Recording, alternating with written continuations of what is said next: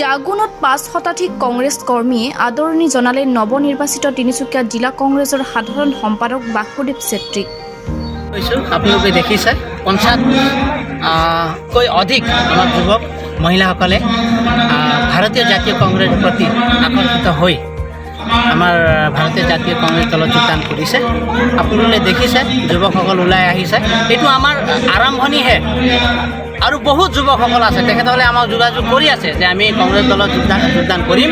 আমি বিজেপি দলৰ 5টা বছৰ হ'বলৈ হ'ল, আমি কাৰ্যকাল চালোঁ যে এই ভুৱা প্ৰতিশ্ৰুতিত আমি নাথাকোঁ। আমি আকৌ কংগ্ৰেছ দলত লাগি যুৱকসকলে আমি কাম কৰিম আৰু আমি আমাৰ আশা ভৰসা আমাৰ কংগ্ৰেছ দলতে আছে বুলি তেখেতসকলে কৈছে। আৰু এইটো মই ক'লোৱেই আপোনালোকক আৰম্ভ, অনাগত দিনত আমাৰ শ যুৱকসকল, যুৱতীসকল, মহিলাসকল ওলাই আহিব, এইটো কিন্তু খাটা। নিউজ ডেস্ক ৰিপৰ্ট, প্ৰাতঃ টাইম।